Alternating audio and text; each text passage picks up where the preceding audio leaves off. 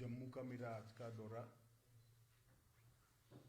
विशेष कर जो लोग एक दुर्भाग्यपूर्ण घटना में मारे गए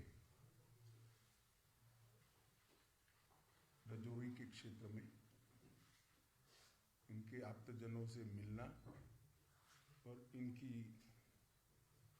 दुख में सहभागी होना ये उद्देश्य था। परंतु आज मौसम के कारण वहां मैं पहुंच नहीं पाया। सभी के सभी सातों परिवारों के सभी सदस्यों के साथ मेरी टेलीफोन पर बातचीत हुई है और क्योंकि मौसम के कारण मैं जा नहीं सकता था तो टेलीफोन के माध्यम से उनके दुख के अंदर सहभागी होने का मैंने प्रयास किया है। उनकी जो बातें हैं उसको ध्यान से सुनी है। एलजी श्री मनोज सिन्हा जी भी मेरे साथी थे जब मैं बात कर रहा था। उनका हौसला पूरे देश के लिए उदाहरण रूप हौसला था। सभी लोगों का कहना था, एक क्षेत्र हमारा है, हम इसको नहीं छोड़ेंगे। कुछ परिवार पाक ऑक्यूपाई कश्मीर से भी आए थे, फिर भी डटकर लड़ने का मूड इतने बड़े हादसे के बाद भी प्रदर्शित होना बहुत बड़ी बात है। उसके बाद आज यहां पर सिक्योरिटी एजेंसीज के सभी पहलुओं पर और सभी प्रकार की जितनी भी एजेंसियां जम्मू कश्मीर के सुरक्षा के लिए जिनकी भूमिका है, वो सभी एजेंसियों के साथ विशेषकर जम्मू क्षेत्र के सुरक्षा के इंतजाम को लेकर एक डिटेल बैठक हुई है। आने वाले दिनों में एक बहुत सुरक्षित ग्रिड बनाने के लिए भी यहां पर चर्चा हुई।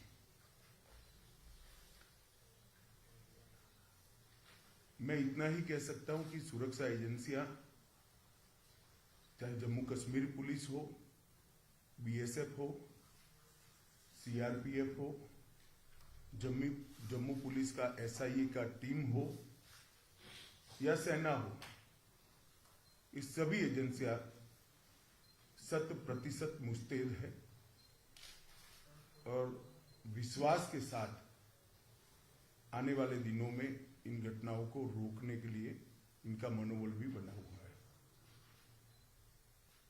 ये दोनों घटनाएं जो 2 दिन में हुई, उसकी जांच कल ही भारत सरकार ने एनआईए को सौंप दी है। एनआईए और जम्मू पुलिस दोनों मिलकर इस घटना की जांच करेंगे। जांच में एनआईए के साथ जम्मू पुलिस का पूरा इन्वॉल्वमेंट होगा और विगत 1.5 साल में जितनी भी घटनाएं हुई हैं, इस सारी घटनाओं को एक साथ रखते हुए ये टीम आतंकवादी गतिविधियों की जांच उसी दायरे में करेगी। इसके साथ साथ ओजीडब्ल्यूएस के लिए भी आतंकवादी ग्रुपों के सपोर्ट सिस्टम के लिए और उनके सूचना तंत्र के लिए भी सभी पहलुओं पर आज चर्चा हुई है। और एक कह सकते हैं कि संपूर्ण 360 डिग्री सुरक्षा का चक्र बनाने का आज सभी एजेंसियों ने भरोसा भी दिलाया है और इस पर चर्चा भी हुई है। हमारी जितनी भी सूचना की एजेंसियां हैं, इन्होंने भी अपनी गतिविधि को और टाइटन करने का फैसला भी बनाया है, रणनीति भी करी है। मुझे विश्वास है कि आने वाले दिनों में जिन लोगों ने भी ये घटना करी है उनको जम्मू कश्मीर पुलिस बहुत कम समय के अंदर नसीहत करेगी और उनको कानून के दायरे में लाकर कोर्ट के सामने खड़ा करेगी।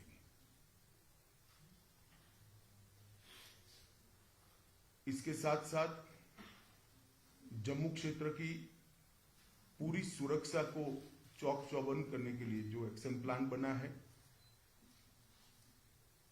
ये टाइम बाउंड है और 3 महीने के अंदर हर क्षेत्र के अंदर सुरक्षा ग्रिड को मजबूत करने का आज फैसला हुआ है। मैं जम्मू के नागरिकों को इतना भरोसा दिला सकता हूं कि इनकी आतंकवादी ग्रुपों की मंशा जो भी हो, परंतु हमारी एजेंसियां मुस्तैद होकर जम्मू की सुरक्षा करेगी। धन्यवाद।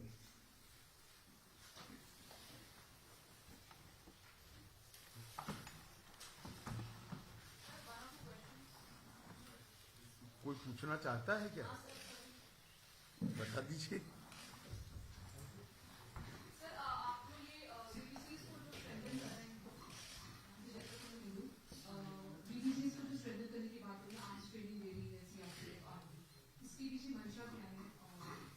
नहीं, इसको ये घटना के साथ मत जोड़िए। ये फैसला अगस्त अंत में लिया गया है। भारत सरकार ने अगस्त अंत में ही ये फैसला दिया था कि विलेज डिफेंस कमेटी को मजबूत किया जाएगा। सर, ड्रोन से हथियार गिराए जा रहे हैं, लगातार एक मेजर चैलेंज बना हुआ है।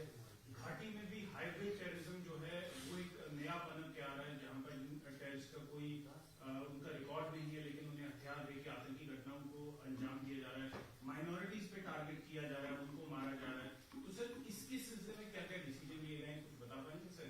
स्पेशली ड्रोन का जो थ्रेट है उसे टैकल। सरदार जी, ये डिसीजन अगर मैं बता पाऊंगा तो उनके लिए क्या बचेगा भैया? क्या सवाल पूछ रहे हो?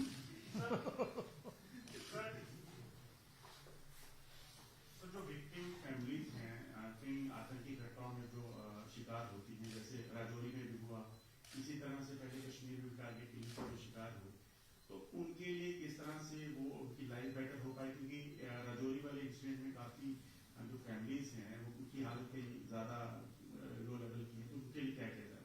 नहीं, हर स्तर पर, चाहे घाटी हो, चाहे जम्मू हो, चाहे राजौरी हो, चाहे पूंछ हो, चाहे साउथ कश्मीर हो, जो विक्टिम फैमिलीज है इसके साथ सरकार बिल्कुल मजबूती से खड़ी है। इसकी प्रस्तावित योजनाएं हैं और योजनाओं के ऊपर भी लेफ्टिनेंट गवर्नर को बहुत सारे अधिकार होते हैं। कई योजनाएं स्पेसिफिक हिस्सों में अप्लाई नहीं होती है, कुछ मर्यादाएं आती है, तो लेफ्टिनेंट गवर्नर कैन डिसाइड। इसमें कोई कोताही नहीं बरती जाएगी। बड़े संवेदनशीलता से और सम्मान के साथ इनके परिवार की सभी चिंता की जाएगी। What is the security situation post these civil attacks in Rajouri and Poonch in Jammu and Kashmir? देखिए, अगर आप इस तरह से स्पेसिफिक पूछना चाहते हैं तो मैं इतना ही कह सकता हूं कि हमने पूरी व्यवस्था की है और सुरक्षा व्यवस्था चौक चौबंद है। एक घटना के आधार पर या कुछ आंकड़ों के आधार पर इसका मूल्यांकन नहीं हो सकता।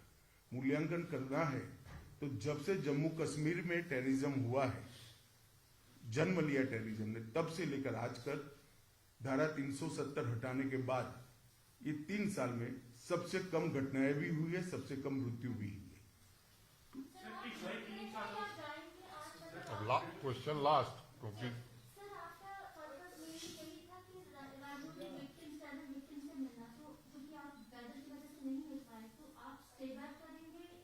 ना, आज स्टे बैक नहीं करूंगा क्योंकि कल भी मौसम के हालात 3 दिन तक ठीक नहीं बताए जा रहे हैं, मगर मैं जरूर आऊंगा और उनको मिलूंगा।